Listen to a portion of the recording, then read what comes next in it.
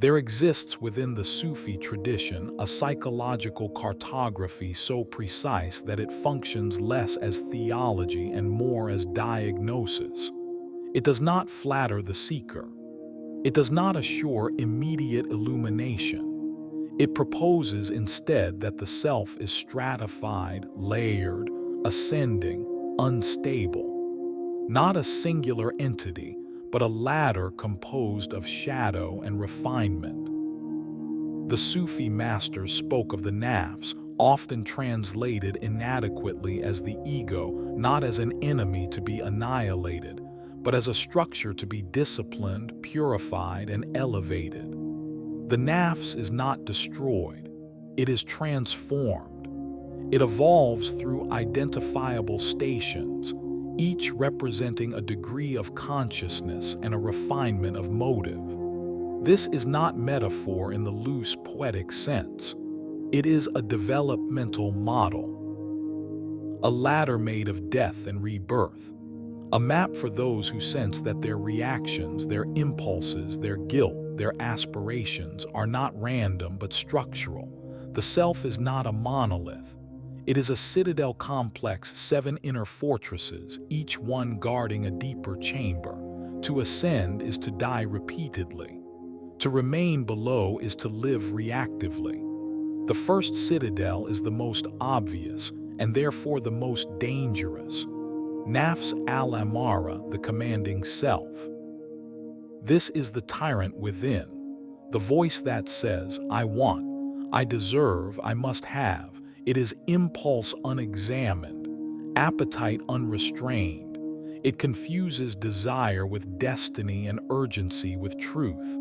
In psychological language, this corresponds to instinctual dominance. The reactive nervous system, the organism governed by stimulus and response. Addiction flourishes here. So does anger. So does envy.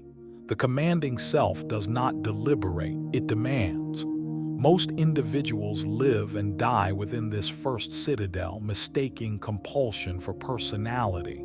They interpret their cravings as identity. They defend their impulses as authenticity. But the Sufi masters did not condemn this stage.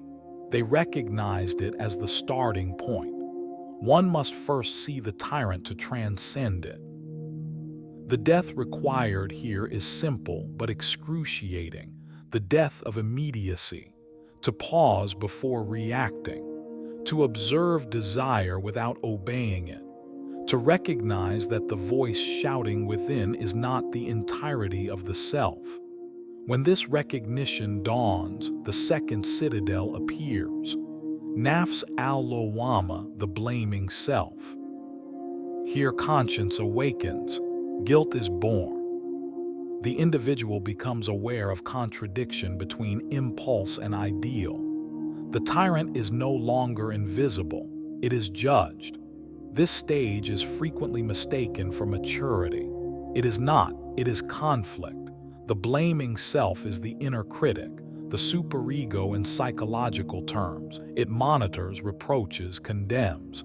It whispers, sometimes screams, you failed. You are weak. You are inconsistent. Many spiritual seekers become trapped here.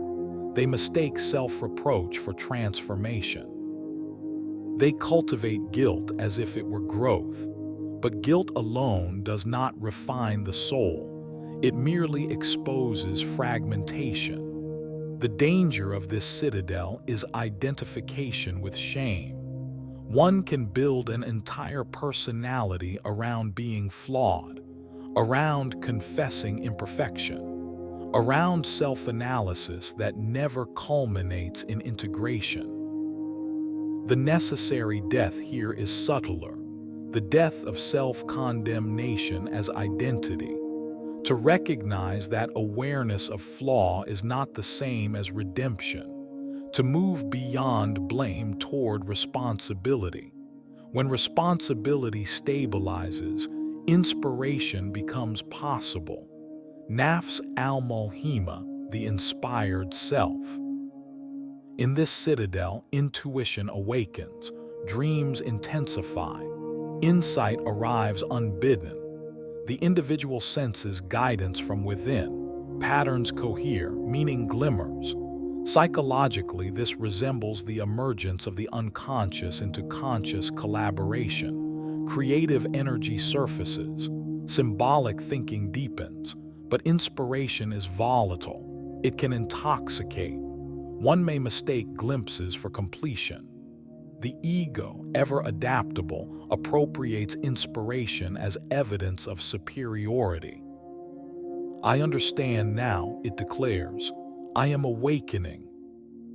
Inflation lurks here. The death required at this stage is the death of premature certainty. To receive insight without identifying with it. To allow inspiration to inform discipline rather than replace it. When inspiration is tempered by humility, tranquility emerges. Nafs al-Mutma'inna, the tranquil self. This is the first stable center. Reaction gives way to response. Emotional storms still arise, but they do not govern behavior. There is space between impulse and action. Tranquility is not passivity, it is equilibrium. In psychological terms, this stage reflects nervous system regulation, integration of shadow. The ego begins to align with something deeper, what Jung termed the self.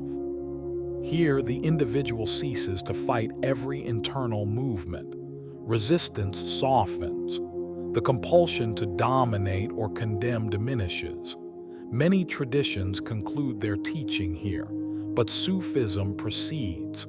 For tranquility is not the end, it is stabilization. Beyond tranquility lies acceptance. Nafs al-Radhiya, the content self. Contentment here does not imply complacency. It indicates a shift in relationship to circumstance.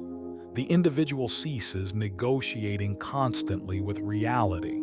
Suffering is no longer interpreted exclusively as injustice. It becomes instruction. The ego relinquishes its insistence that events conform to preference. This is a profound death, the death of entitlement. The recognition that control is limited, that outcomes cannot be engineered indefinitely. Contentment produces resilience. One is less shaken by fluctuation because identity no longer depends entirely upon circumstance. From contentment arises harmony. Nafs al-Mardiya, the pleasing self. In this citadel, action aligns naturally with higher intention. The individual acts not from compulsion, nor from guilt, nor from egoic inspiration, but from attunement. Psychologically, this resembles coherence. Values and behavior converge. There is less internal friction. Decisions feel less fragmented. The ego becomes transparent. It still functions, organizes, chooses, acts, but it no longer demands centrality. The death here is the death of self-importance. One ceases to act for applause or validation. One acts because action accords with truth as it has been internalized. Finally, the summit, Nafs al-Kamila, the perfected self. Perfection in this context does not imply flawlessness. It denotes completion of integration. The mirror is polished, it reflects without distortion. The tyrant has been disciplined, the critic has been integrated, inspiration has been grounded, tranquility has stabilized, acceptance has matured, harmony has aligned. What remains is transparency. In Jungian language, this approximates individuation, the ego consciously situated within the total psyche, not inflated, not repressed. Functional and humble, the perfected self is rare. It is not achieved through sudden revelation, but through repeated descent and ascent. Each citadel demands death. Each ascent requires relinquishment of identification with the previous stage. The Sufi masters describe this process as continuous. One may ascend, then regress, confront deeper layers of the tyrant, refine subtler forms of blame, encounter more sophisticated inflation. The latter is spiral, not linear, and yet the map remains invaluable. For without a map, one mistakes location for destiny. To ask oneself which citadel governs my reactions. Is my life ruled by compulsion, by guilt, by inspiration unanchored, by tranquility tested, by acceptance emerging? Diagnosis precedes transformation. The 7 citadels are not external fortresses. They are interior states of organization. They reflect how energy flows within the psyche. At the base, energy is chaotic. At the summit, it is coherent. Between them lies the work. The Sufi tradition, like alchemy, insists that transformation requires descent before ascent. The tyrant must be confronted, the critic endured, the inspired self-tempered, the tranquil self-stabilized. This is not a journey for those seeking immediate transcendence. It is architectural, structural. It unfolds according to its own rhythm. One cannot leap from tyranny to perfection. One must pass through awareness, inspiration, tranquility, contentment, harmony. And at each stage, something dies. Impulsivity dies. Shame dies. Inflation dies. Entitlement dies. Self-importance dies. What emerges is not an angelic abstraction, but a fully human being, integrated, conscious, responsive. The Sufi map does not contradict psychology, it deepens it.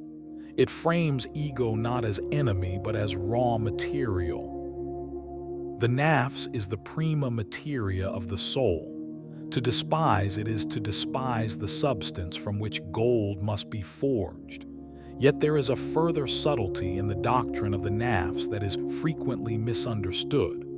The 7 citadels are not merely moral gradations. They are reorganizations of perception itself. At the level of the commanding self, perception is distorted by appetite. The world appears as an object of consumption. People become instruments of gratification. Time becomes a field for acquisition. Meaning is reduced to stimulation. As one ascends to the blaming self, perception shifts inward. The world is no longer merely something to consume. It becomes a mirror reflecting inadequacy. The individual oscillates between desire and guilt. Here the world is moralized. Events are interpreted through self-judgment. One sees not clearly but through the lens of condemnation. In the inspired self, perception expands symbolically. The world begins to speak. Coincidences acquire meaning. Dreams carry instruction. One senses depth behind surface.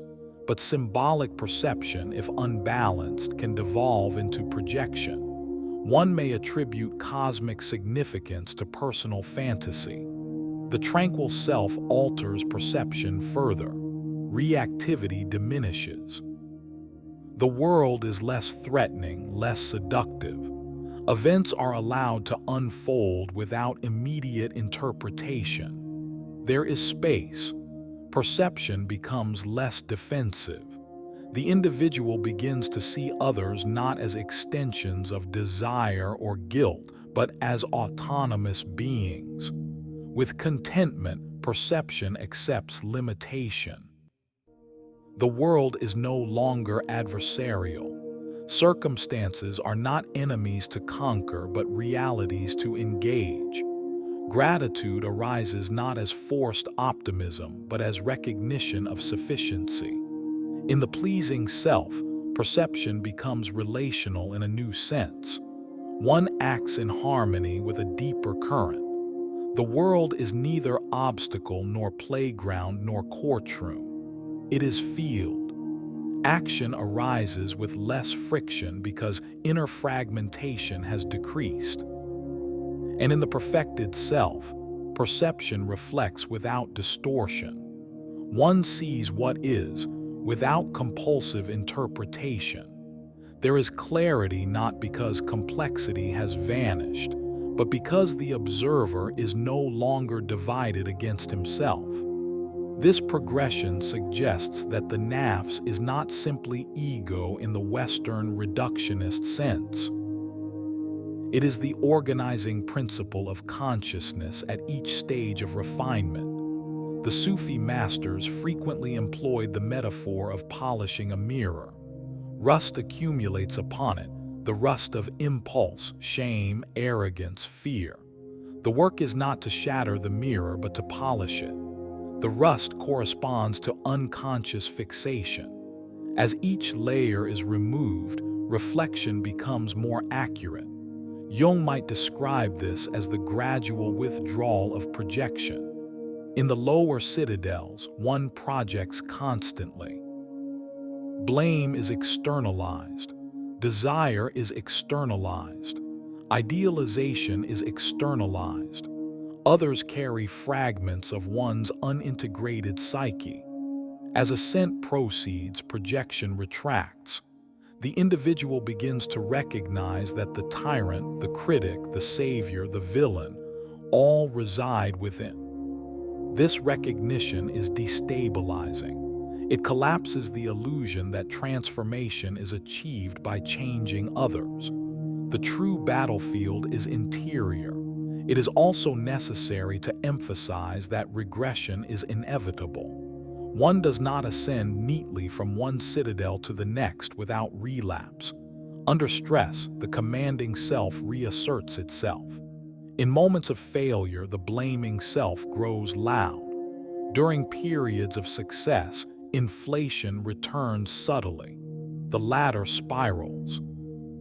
Each ascent exposes deeper layers of the same structure.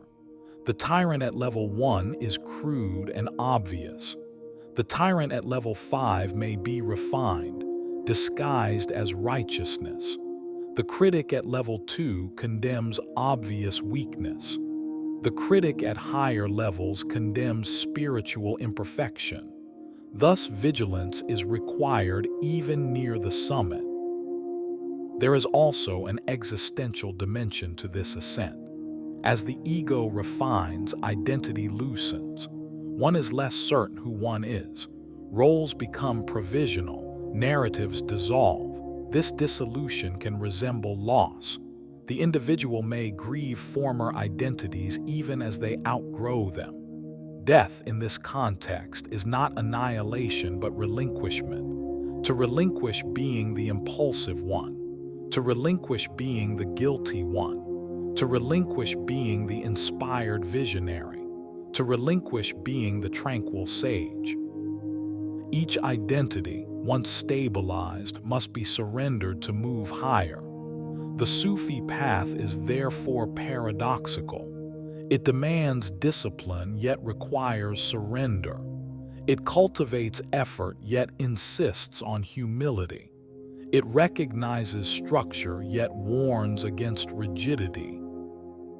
The 7 citadels provide orientation, but they do not replace lived experience. One cannot declare oneself to inhabit the perfected self. The claim itself would betray inflation. The true sign of ascent is subtle. Reactivity decreases, compassion increases, fear diminishes, responsibility deepens, speech becomes measured, action becomes coherent. Transformation ceases to be dramatic, it becomes structural. This is perhaps the most sobering insight. The summit does not feel like triumph. It feels like simplicity. The mirror, once polished, does not proclaim its clarity. It reflects, and reflection is quiet. The ladder made of shadows and light remains before us. To remain in the lower citadels is to live reactively. To ascend is to participate consciously in death and rebirth. The self is not fixed. It is a series of fortresses waiting to be crossed, and the mirror at the summit waits, patient and unpolished, until the seeker has endured enough deaths to reflect clearly what was always present. Death and rebirth are not events. They are stages of refinement. The question is not whether the latter exists. It is whether one dares to climb.